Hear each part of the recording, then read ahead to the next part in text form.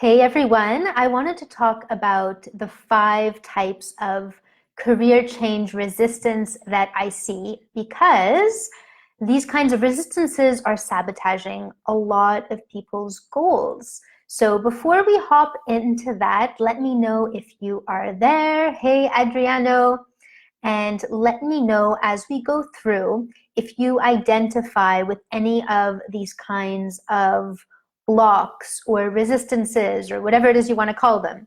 Hey, Greg.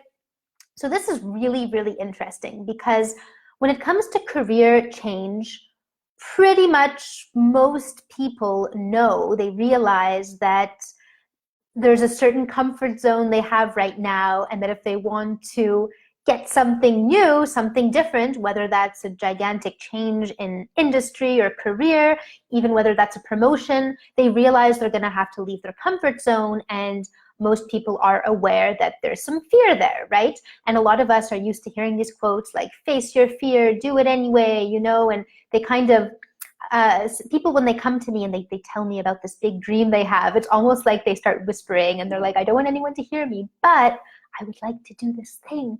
Is it real? Is it crazy? And, they're even afraid to say it to me. And that's my job, to help people do these kinds of career transitions, let alone admit it to themselves. And a lot of times they'll even, they'll keep talking like, I want to do this, I want to do that. But, is it just silly to even dream like that? And then they'll say something like, and I realize I should just go for it, but I'm too scared, and they will admit that. So people realize that there's fear there. However, what they don't realize is all of the hidden fear. And so fear, most of the time, actually isn't obvious. Like, you don't even realize that you're afraid, and that it's just fear making you react in certain ways. And that's why if you have a goal that you want to achieve, and that goal is not what you currently have, which is why it's a goal, and it means you're going to have to get out of your comfort zone, obviously, then that fear is going to manifest if you are human. So it's not that some of us are these fearless leaders who don't have fear, and then some of us are these good for nothings with all this fear that never go anywhere. No, we all have fear because we're all human animals. We all have it, but it manifests differently. And some people are aware of it and aware of how it manifests, and so they're able to do something about it and take their decisions in a logical way, versus people who aren't even aware of it and they don't realize it's fear, and so they don't get what they want because they're letting fear run their lives.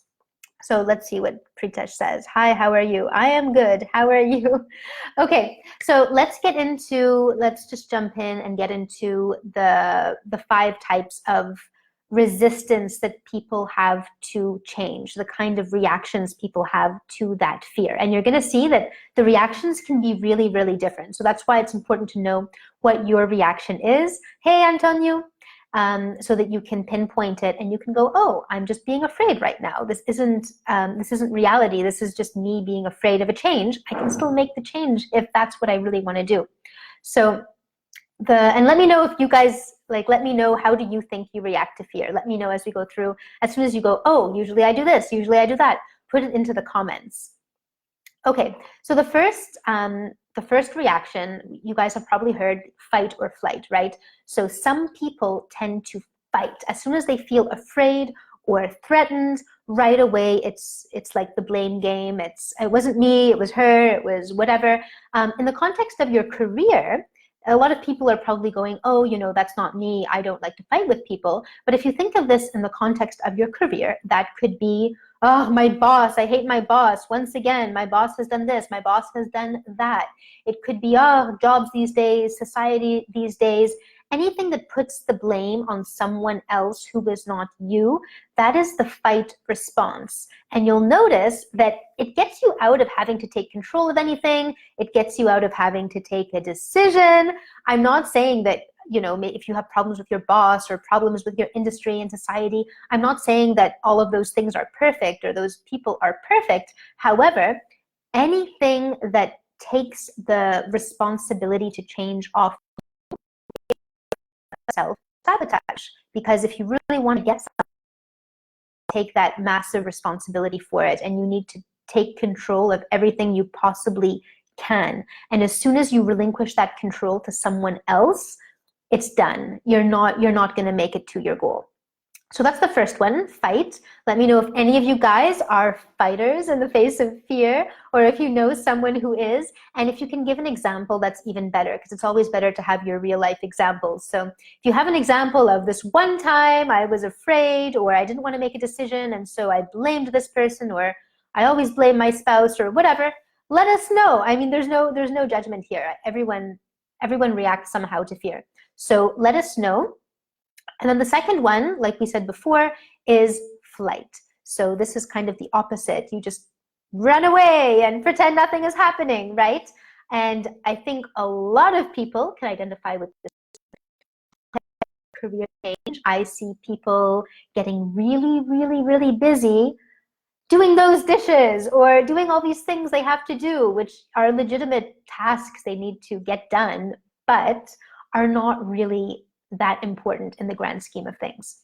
So this is where it's so important to take stock of your life and really figure out what is important, what's going to have the biggest long-term benefit, versus just putting out fires on a day-to-day basis, which is what most people actually do. So it's become so, is that even a word if I say regularized in society? It's just normalized. It's become so normalized in society to just run around all day, putting out fires, being on your phone, texting people back, that it's almost weird to say, look, guys, I'm going to take the day, put the day aside and just decide what I want to do with my life and figure out what's not working, figure out what's no longer at the level I want, and make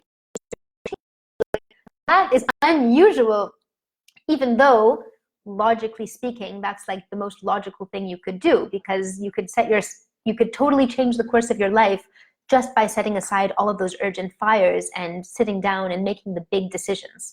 But oftentimes, as soon as we start having that, I don't know what to do with my life, and you start having that fear and you start having those doubts, what's the first reaction? Let me grab my phone and check my updates, or let me do something that is easy for me, that I know what to do, and not really have to face those difficult decisions. So let me know if you're someone who goes into hiding or someone who goes into flight mode, because I know a lot of you are in that category, and probably myself included. So nothing wrong if that is your case. Let us know. And then another one that a lot of people do is they will totally,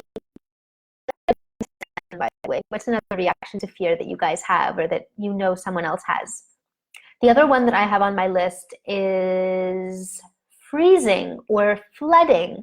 So this is where it's like you don't react at all. So you're not necessarily compensating with a different activity, but you're just totally frozen. Like you don't do anything. You're not taking any action. This one's really, really frustrating for people, because a lot of people see themselves as action takers and they see themselves as motivated people. I know, like those of you who I know, you guys are motivated, you guys want to achieve stuff. So it is really agonizing when you find yourself not doing anything. Like maybe all you can bring yourself to do is watch Netflix or something, because you're so frozen. And a lot of times that comes with decision paralysis, like, oh, I have all these ideas, all these different things I might want to do with my life, and you can't choose which one of them to do. Some of you guys will relate to,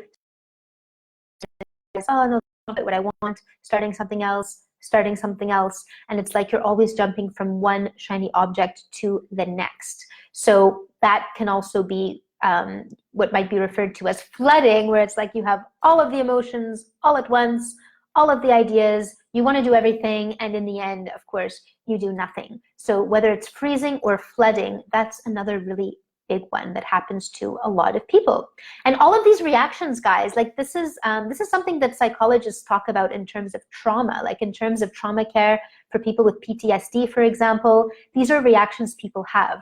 Obviously, I'm not a psychologist, and in the career space, it's a little bit different. It's not that like acute fear where something really traumatic happens in a moment and then people have these reactions. But the fear is still there, because your body doesn't know the difference between actual life and danger and just the chronic stress of someone who feels like they're bored in their life and isn't living their life purpose and isn't happy at work. And all of that stress is more something that adds up over time and gets bigger and bigger and bigger, but it's never enough just like that to be like, wow, this is a lot of fear. I have a big problem.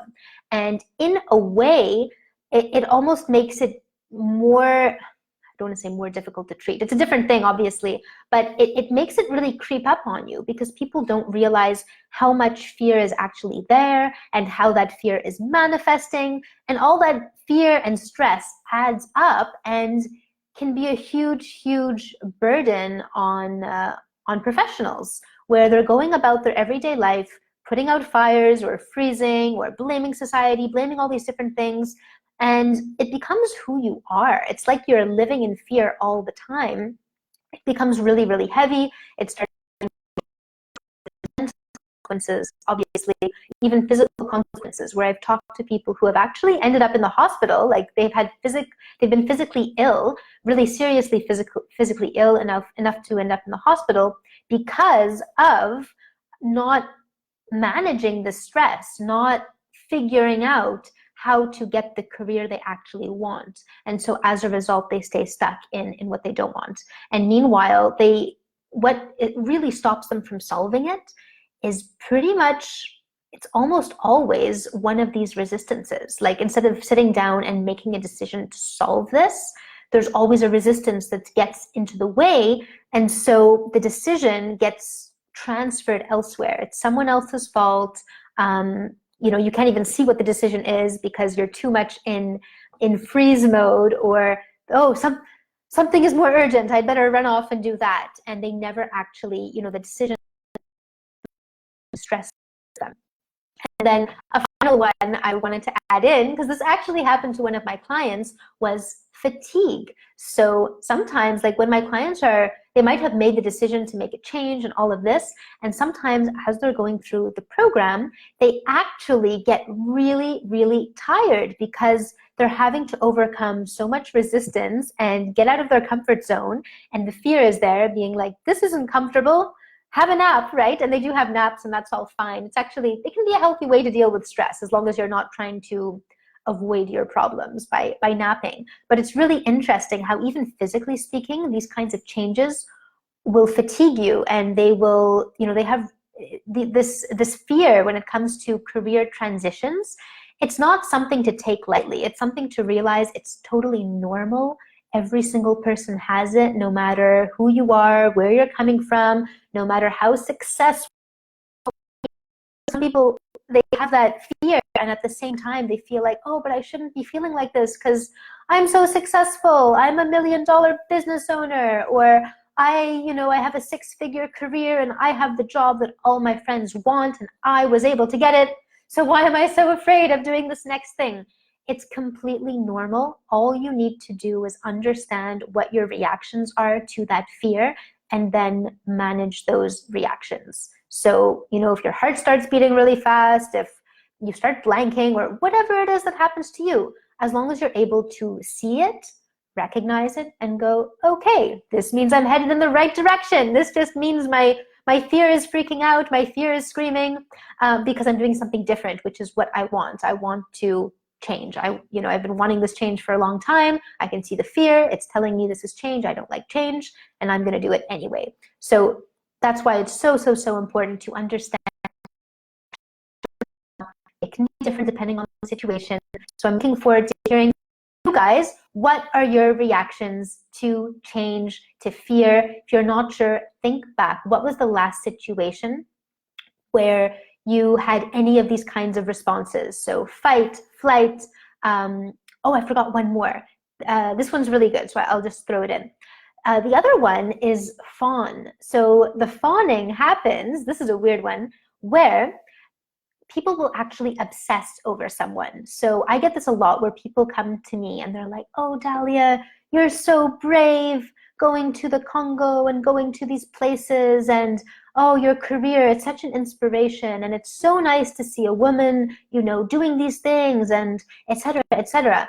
And I'm like, okay, this feels a little awkward because I'm not the best at taking compliments, but okay. And then they keep going, and you're like, this is actually fighting their own fear, because it's one thing to have people you admire and have people that are kind of role models, or that you can go, okay, they've done it, that means I can do it too. That's one thing, that's healthy. But when you start almost obsessing over someone, or just overly praising someone, a lot of the time it's just a way to, once again, transfer responsibility of change from you to someone else. So focusing on what someone else has accomplished, and just that focus on someone else versus the focus on yourself. And hey, what am I going to do with my life? Like, forget that person and what they did with their life. Now it's my turn. What is that? Maybe, there's something you want to model from them, but what is that modeling going to look like on me, on my career? How is that going to play out for me? And to be able to think from that point and take those decisions. So that's all that. Next time you guys get a compliment, which is like starting to get over the top into weird territory, now you might know where that's coming from. So yeah, let me know, what was the last situation you found yourself in where you came across one of these resistances, whether it was you or someone you know, or whether it was you but you want to say it's someone you know because you don't want to admit it. Let us know. I'm looking forward to hearing from you. It's something, it's so important. It'll change your life. Once you start recognizing these resistances, you guys are going to be able to move forward with so many major changes, and you're going to find that you're getting really amazing success that before might have taken you years and years to try to get somewhere, and you're still not getting there. Once you start pinpointing these resistances, those are going to bring down some really big walls for you, and you're going to be able to just move forward. And obviously you're going to need the strategies, and you're going to need to once you've dealt with that fear. But you can't do any of that stuff once you actually start pinpointing what your natural resistances are and making a decision to do something about them. Okay, guys, nice talking to you as always. And I'm happy to see some of you here. Benita, Greg, Chloe, Antonio, any of you guys who catch the replay, don't forget to let us know what your fears are, what your reactions have been, or other people's reactions, because nobody wants to admit they're afraid. And I will speak to you next time.